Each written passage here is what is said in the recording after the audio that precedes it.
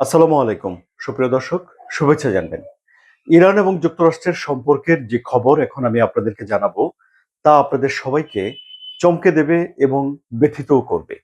ব্যথিত করবে কারণ হলো যে যুক্তরাষ্ট্র এবং ইরানের মধ্যে যেই সমঝোতা হয়েছে 60 দিনের, এবং এই 60 দিন আলাপ আলোচনা করে তারা যে একটা স্থায়ী যুদ্ধবিরতিতে যাবে, এই প্রক্রিয়া এই মুহূর্তে সবচেয়ে বেশি ঠুনকো এবং সবচেয়ে বেশি নাজুক অবস্থায় রয়েছে। কেন এই কথা বলছি? এ কথা বলছি কারণ মার্কিন প্রেসিডেন্ট ডোনাল্ড ট্রাম্প বলেছেন যে তিনি মনে করেন ইরানের সঙ্গে যেই সমঝোতা, যে চুক্তি, তা শেষ হয়ে গেছে। শুধু কি তাই?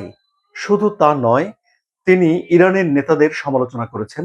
তিনি ইরানকে ক্যান্সারের সঙ্গে তুলনা করেছেন এবং ইরানের নেতাদের তিনি অসুস্থ বলেছেন। বলেছেন যে এদের মানসিকতা অসুস্থ, এ দেশ যারা চালায় তাদের মানসিক অসুস্থ, এবং ইরানের সঙ্গে ডোনাল্ড ট্রাম্প আর কোনো রকম আলাপ আলোচনা চান না বলে তিনি সাংবাদিকদের জানিয়েছেন। অর্থাৎ ডোনাল্ড ট্রাম্প এই যে কথাগুলো বলেছেন, এই কথাগুলো তিনি অত্যন্ত বিরক্ত সহকারে বলেছেন, এবং ইরানের সঙ্গে তিনি কোনো কথা, কোনো আলোচনা আর চালিয়ে যেতে চান না, এই কথাটিও তিনি বলেছেন। কোথায় বলেছেন মার্কিন প্রেসিডেন্ট এই কথা? এই কথা তিনি বলেছেন আঙ্কারাতে, তুরস্কে। তিনি সেখানে গেছেন ন্যাটোর একটা সম্মেলনে যোগ দেওয়ার জন্য, এবং সম্মেলনে যোগ দেওয়ার আগে সাংবাদিকরা তাকে ঘিরে ধরেছিল এবং সাংবাদিকরা তার কাছে জানতে চেয়েছিলেন যে ইরানের সঙ্গে এই যে হামলা, পরস্পরের উপরে হামলার পর ইরানের সঙ্গে তাদের সমঝোতা টিকে আছে কিনা। ডোনাল্ড ট্রাম্প তখন বলেছেন যে তিনি মনে করেন না যে এই চুক্তি আর টিকে রয়েছে। তাহলে কি হয়েছিল, পরিস্থিতি কতটুকু গুরুতর হয়েছিল যে মার্কিন প্রেসিডেন্ট ডোনাল্ড ট্রাম্প বলছেন যে এই চুক্তি আর কার্যকর নেই? গুরুতর হলো এই অর্থে যে ইরানের অন্ততপক্ষে ৮০টি লক্ষ্যবস্তুতে আঘাত করেছে যুক্তরাষ্ট্র, হামলা করেছে ৮০টি, এবং সব সামরিক। বলা হচ্ছে যে ইরানের কেশম দ্বীপ, ইরানের খার্গ দ্বীপ, খার্গ দ্বীপের কথা আপনাদের মনে আছে তো, যেখানে ইরান তাদের 90% তেল রপ্তানি করে, যে দ্বীপটিকে কাজে লাগিয়ে, যে দ্বীপের মধ্যে ইরান তার তেলগুলোকে সে রাখে, সে খার্গ দ্বীপে বিস্ফোরণের শব্দ শোনা গেছে, এটি ইরানের দিক থেকে বলা হয়েছে। কিন্তু যুক্তরাষ্ট্র যেই বিস্ফোরণ কোথায় কোথায় করেছে যে তালিকা দিচ্ছে, সেখানে তারা কিন্তু খার্গ দ্বীপের কথা বলেন। বন্দর আব্বাস, এরকম জায়গাগুলোতে আক্রমণ হয়েছে, এবং যুক্তরাষ্ট্র জানাচ্ছে যে ইরানে তারা যে আক্রমণ চালিয়েছে, সেই আক্রমণে তাদের লক্ষ্যবস্তু ছিল ইরানের সামরিক স্থাপনাগুলো, অর্থাৎ আকাশ প্রতিরক্ষা ব্যবস্থা, ড্রোন উৎক্ষেপণ কেন্দ্র, মিসাইল উৎক্ষেপণ কেন্দ্র, এবং জাহাজ, এই সব কিছু হলো যুক্তরাষ্ট্রের টার্গেট ছিল। এখন আইআরজিসি, ইসলামী বিপ্লবী রক্ষী বাহিনী, তারা একটা বিবৃতি দিয়েছে। তারা বলেছে যে যুক্তরাষ্ট্রের এই হামলার জবাবে আইআরজিসি যুক্তরাষ্ট্রের ঘাঁটিতে ৮৫টি লক্ষ্যবস্তুতে হামলা করেছে। মানে যুক্তরাষ্ট্রের চেয়ে ৫টা বেশি লক্ষ্যবস্তুতে হামলা করেছে, এবং এই সবগুলো হলো সামরিক লক্ষ্যবস্তু। এই ঘাঁটি দুটোর একটি হলো কুয়েতে এবং অপরটি হলো আবুধাবিতে। এমনকি ইরানের হামলা ঠেকাতে এসে যুক্তরাষ্ট্রের একটা ড্রোনও ভূপতিত হয়ে গেছে। মানে যুক্তরাষ্ট্রের একটা ড্রোনকে ফেলে দিয়েছে ইরান, এই বিবৃতিতে তারাও এই কথাটি বলেছে। সুতরাং দেখা যাচ্ছে যে উত্তেজনার পারদ চড়চড় করে উপরের দিকে বেড়েছে। যুক্তরাষ্ট্র ইরানের ৮০টি লক্ষ্যে আঘাত এনেছে, আর ইরান যুক্তরাষ্ট্রের ঘাঁটির ৮৫টি লক্ষ্যে আঘাত এনেছে।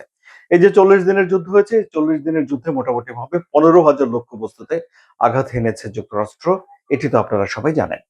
তাহলে এই যে হামলাটা কেন হঠাৎ শুরু হলো? যুক্তরাষ্ট্র বলছে যে হরমুজ প্রণালী দিয়ে যাওয়া ৩টি জাহাজে ইরান হামলা চালিয়েছে। ইরান বলছে যে হরমুজ প্রণালীতে ইরানের দেখিয়ে দেওয়া পথ ছাড়া যদি জাহাজগুলো অন্য কোনো পথে যাতায়াত করে, তাহলে সেটা নিরাপদ নয়।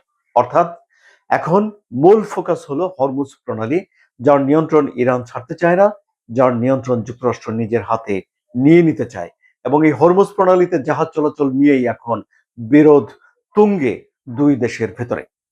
এই যে লড়াই, এই যে এত সব বিষয়, এগুলোর খবর যখন জানা গেল, তখন শেয়ার বাজারের সূচক পড়ে যাচ্ছে, আন্তর্জাতিক বাজারগুলোতে তেলের দাম চটচট করে বাড়ছে, এবং ব্যারেল প্রতি এর দাম $৭৯ উঠে গেছে। যদিও যুদ্ধ চলাকালীন সময় ব্যারেল প্রতি $১২০ হয়ে গিয়েছিল দাম, এখনো সেই তুলনায় অনেক কম, কিন্তু তারপরেও দাম উপরের দিকে, মানে দাম বাড়ছে, এবং এটি একটা অশনি সংকেত। যুক্তরাষ্ট্র ইরানকে যে ২ মাসের জন্য তেল বিক্রি করার অনুমতি দিয়েছিল, লাইসেন্স দিয়েছিল, সেই লাইসেন্স স্থগিত করে দিয়েছে। সুতরাং দেখা যাচ্ছে যে ইরানকে পাকড়াও করার জন্য আবারও জোরেশোরে মাঠে নেমেছে যুক্তরাষ্ট্র, এবং ইরানও ছেড়ে কোনো কথা বলছে না। অর্থাৎ পরিস্থিতি এখন এমন যে তাদের ভেতরে সমঝোতা টিকে কিনা, যুদ্ধবিরতি টিকে কিনা, সেটাই বড় ধরনের প্রশ্ন উঠেছে। এই যে এই সংকুল, এই সংকটময় এই মুহূর্তে আসার কোনো বাণী কি আছে? একটা দিক আছে। সেটা হলো যে এরপরে ডোনাল্ড ট্রাম্প নেটো সম্মেলনে অংশগ্রহণ করেছেন এবং সেখানে ন্যাটোভুক্ত দেশগুলোর সঙ্গে যখন আলাপ আলোচনা করেছেন তখন ইরানের বিরুদ্ধে তিনি আর কঠোর কোনো কথা বলেননি। আর এদিকে পাকিস্তান রয়েছে সমঝোতা করার জন্য।